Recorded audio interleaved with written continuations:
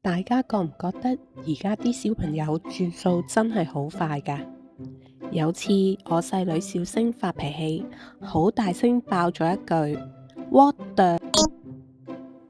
我即刻用極度凌厲嘅眼神怒啤住佢，點知佢一秒轉通，好無辜咁望住我話：Mom, no, I say it's frog.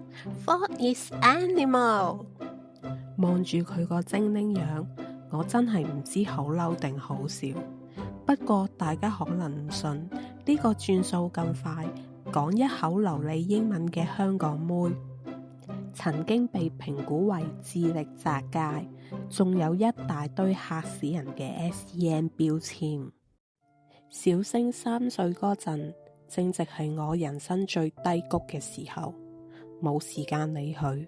YouTube 就成為咗佢嘅保姆，結果佢完全吸收咗英文，變成咗一個身處廣東話家庭嘅小外星人。升小學之前，佢好少講嘢，本來我以為佢只係好似家姐咁有 ADHD 同讀寫障礙，點知去健康院排期評估時，姑娘竟然發現佢疑似有自閉症譜系。嗰一刻，我真係晴天霹靂啊！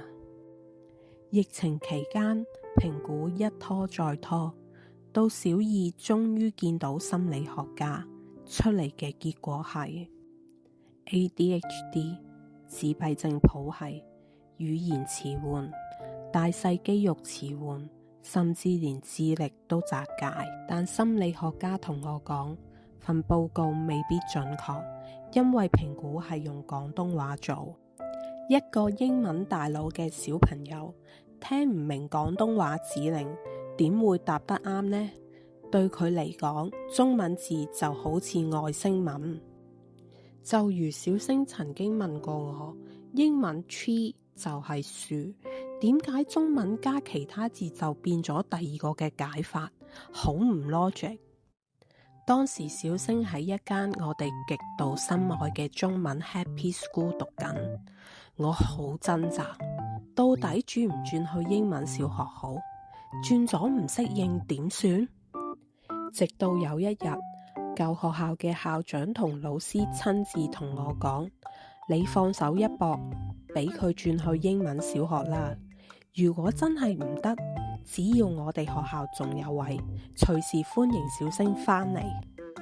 舊學校嘅校長甚至親自打俾英文小學嘅校長幫手交接，呢份恩情同底氣，俾咗我最大嘅勇氣去幫外星人轉星球。結果證明我哋行啱咗，未轉校時佢科科都滿江紅，除咗英文。轉咗英文小學之後，除咗中文同數學唔掂之外，其他用英文教嘅科目，佢全部攞 B 或者以上添啊！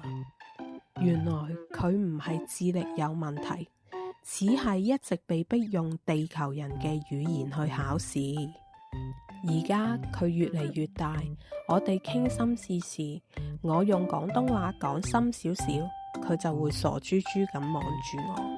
所以我哋母女之間最強嘅溝通橋樑叫做 Google Translate， 又或者佢會特登用啲好淺嘅英文慢慢解釋俾我聽。佢的確係一個擁有一大堆 SEN 標籤嘅小外星人，但係小森林入邊，我哋唔需要完美嘅語言，因為愛就係我哋最通順嘅母語。唔知大家屋企又有冇住咗一個古靈精怪嘅小外星人呢？又或者你哋有冇曾經為咗小朋友經歷過轉星球嘅痛苦掙扎？歡迎喺下面留言同我分享，等我哋一齊圍爐取暖啦！我哋下集小森林見。